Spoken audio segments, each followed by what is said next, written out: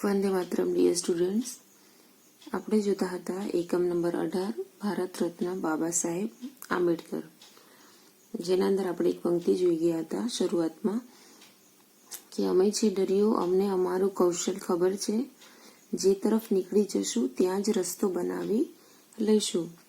તો આ પંક્તિ શરૂઆતમાં ડોક્ટર બાબા સાહેબ આંબેડકરના જીવન સંઘર્ષના પ્રતીક સમાન છે તેવું દર્શાવેલું હતું. ડોક્ટર બાબા સાહેબ આંબેડકરનો જન્મ 14મી એપ્રિલ 1891માં થયો હતો. તેમના પિતાજીનું નામ સુબેદાર રામજી સકપાલ અને માતાજીનું નામ ભીમાબાઈ હતું. તે ડોક્ટર બાબા સાહેબ આંબેડકર તેમના 14મી સંતાન હતા. ડોક્ટર બાબા સાહેબ આંબેડકરના વ્યક્તિત્વ વિશે વાત કરી ગયા હતા કે તેમના વ્યક્તિત્વમાં તેમની પ્રખર સ્મરણ શક્તિ, બુદ્ધિમત્તા, ઈમાનદારી, સત્યતા, નિયમિતતા, દ્રઢતા અને પ્રચંડ સંગ્રામી સ્વભાવ એવા તેમના વ્યક્તિત્વના ગુણો હતા. અને જ્યારે ભારત દેશ આઝાદ થયો ત્યારે ભારતે અલગ અલગ વર્ગમાં અને સમાજમાં અલગ અલગ રીતે વહેંચાયેલું હતું.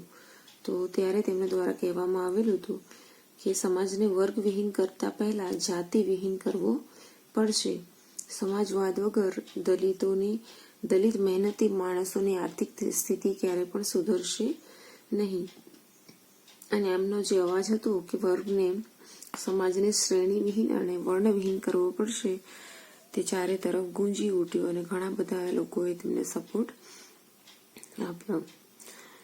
બાબા સાહેબે એવું પણ કહ્યું હતું કે અધિકારો જે છીનવાઈ ગયા હોય તે ભીખમાં ક્યારે પણ મળતા નથી, ત્યારે એને વસૂલ કરવા પડતા હોય છે. અને એમને વિવિધ હિન્દુત્વનું ગૌરવ વધારનારા અલગ અલગ જાતિના લોકો વિશે વાત કરી હતી કે દાખલા તરીકે હિન્દુત્વનું ગૌરવ વધારનારા વશિષ્ઠ જેવા બ્રાહ્મણ થઈ ગયા છે, રામ જેવા ક્ષત્રિય થઈ ગયા છે, હર્ષ જેવા વૈશ્ય થઈ ગયા છે અને તુકારામ જેવા શુદ્ર લોકો એવા લોકો પણ થઈ ગયા છે કે જેમને વિવિધ જ્ઞાતિના હોવા છતાં હિન્દુત્વનું ગૌરવ વધારવાની અંદર પોતાનો ફાળો આપેલો છે. તો અહીં સુધી આપણે જોઈ ગયા હતા. હવે આપણે જોઈશું તેનાથી આગળ. સમતા, સમાનતા અને સ્વતંત્રતા માટે જીવનભર ઝઝૂમનાર બાબા સાહેબના હુલામણા નામથી પ્રસિદ્ધ ભારતીય બંધારણના ઘડવૈયા, અર્થશાસ્ત્રી અને કાયદાના પ્રચંડ પંડિત, પ્રખર દેશભક્ત અને મહિલાઓના મુક્તિદાતા ભારત રત્ન ડોક્ટર ભીમરાવ આંબેડકર હતા. તો શું કહેવામાં આવેલ છે કે ડોક્ટર ભીમરાવ આંબેડકર એ બાબા સાહેબના હુલામણા નામથી પ્રસિદ્ધ થયા હતા. આમ તો ડોક્ટર ભીમરાવ આંબેડકરનું નામ ઘણું બધું લાંબુ છે, પરંતુ મોટા ભાગે લોકો તેમને બાબા સાહેબના નામથી ઓળખવા લાગ્યા હતા. ડોક્ટર ભીમરાવ આંબેડકર માત્ર ભારતના ઘડવૈયા નહીં, પરંતુ અર્થશાસ્ત્ર અને કાયદાના પ્રખર પંડિત હતા. એટલે એના વિશેના જાણકાર હતા. પ્રખર દેશભક્ત હતા. તેમણે દેશ માટે આ બધા કાર્ય કર્યા એ અર્થમાં તેઓ પ્રખર દેશભક્ત પણ હતા. અને મહિલાઓના મુક્તિદાતા હતા. એટલે કે તેમણે મહિલાઓ વિશે પણ ઘણા બધા કાર્ય કર્યા છે. એમને આઝાદી અપાવવા, એમની ખરાબ પરિસ્થિતિમાંથી બહાર લાવવા માટે, બરાબર. એટલે મહિલાઓના મુક્તિદાતા પણ હતા.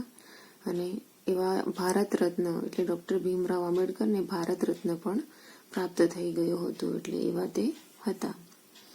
બાબા સાહેબ સ્ત્રીને સમાજનું આભૂષણ ગણાવતા હતા.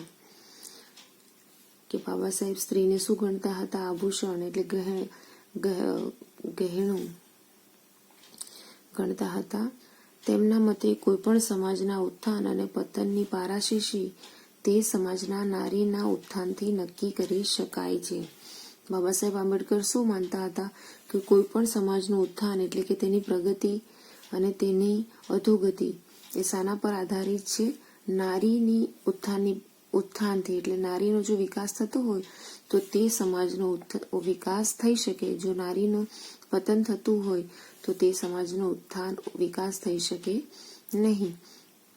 એટલે તેઓ એવું માનતા હતા કે કોઈ પણ સમાજના ઉત્થાન અને પતનની પારાશીશી એ તે સમાજના નારીના ઉત્થાનથી નક્કી કરી શકાતી હોય છે. માટે જ તેમણે ભારતીય સમાજ વ્યવસ્થામાં સ્ત્રીઓની જે પશુવત દશા જોઈ અનુભવી તેનાથી દ્રવિત થઈ તેમની મુક્તિ માટે આજીવન લડત ચડાવતા રહ્યા.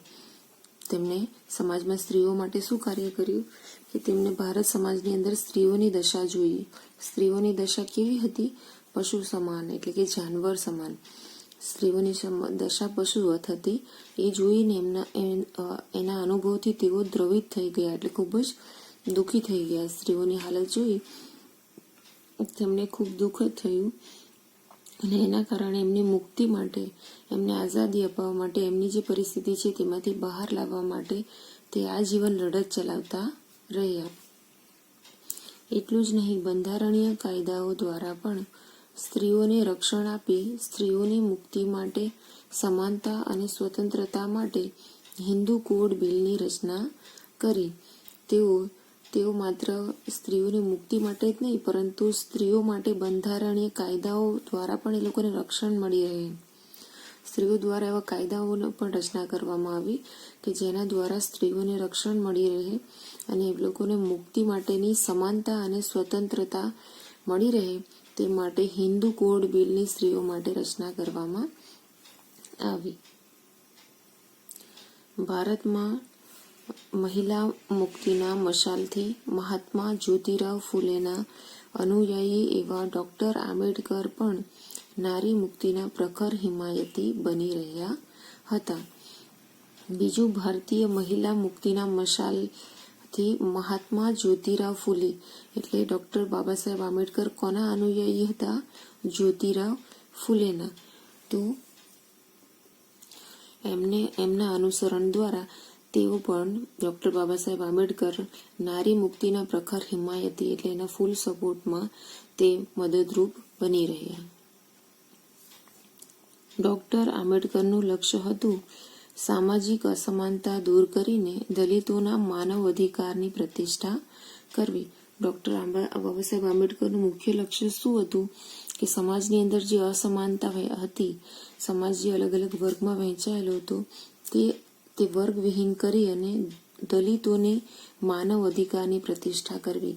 એટલે જે દલિત વર્ગ હતો તેને કોઈ અધિકાર પ્રાપ્ત હતા જ નહીં, તો તેમને માનવ અધિકાર મળે અને તે માનવ અધિકાર સ્થપાય, મતલબ તેની પ્રતિષ્ઠા થાય તેવું તે ઈચ્છતા હતા. ડોક્ટર આંબેડકર એક નાયક, વિદ્વાન, દાર્શનિક, વૈજ્ઞાનિક, સમાજસેવી અને ધૈર્યવાન વ્યક્તિત્વના માલિક હતા. ડોક્ટર બાબા સાહેબ આંબેડકર કેવા હતા? તો એક નાયક હતા, એટલે કે હીરોના રૂપમાં હતા. એક વિદ્વાન હતા, એટલે ઘણી બધી માહિતીના તેઓ જ્ઞાતા હતા. એક દાર્શનિક હતા, એટલે ઘણું આગળનું તેઓ વિચારી શકતા હતા. એક વૈજ્ઞાનિક હતા, એક સંશોધક હતા. સમાજસેવી, સમાજ માટે ઘણું કાર્ય કરનારા હતા અને ધૈર્યવાન હતા, એટલે કે એમનામાં ઘણી ધીરજ હતી. તો એવા વ્યક્તિત્વના તેઓ માલિક હતા. તેઓએ 6 ડિસેમ્બર 1956ના આપણી વચ્ચેથી દુઃખદ વિદાય લીધી. એટલે કે તેમનું મૃત્યુ ક્યારે થયું હતું? 6 ડિસેમ્બરે 1956ના દિવસે તેમનું મૃત્યુ થયું હતું. તેમની અદ્વિતીય પ્રતિભા અનુકરણીય છે, એટલે કે તેમની પ્રતિભા છે, તેમની પર્સનાલિટી છે એ અદ્વિતીય છે, એટલે કે એના જેવું બીજું કોઈ હોઈ શકે નહીં. તો તેનું આપણે અનુકરણ કરવું જોઈએ. બરાબર. તો અહીં ડોક્ટર બાબા સાહેબ આંબેડકરને એકમની સમજૂતી પૂરી થાય છે.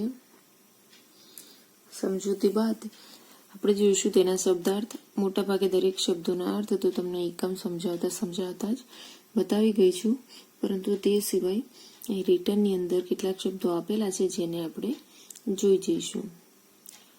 પહેલો શબ્દ છે મુક્તિ. તેનો અર્થ થાય છે છૂટી જવું, જેનો અંગ્રેજીમાં અર્થ થાય છે એક્ઝેમ્પશન.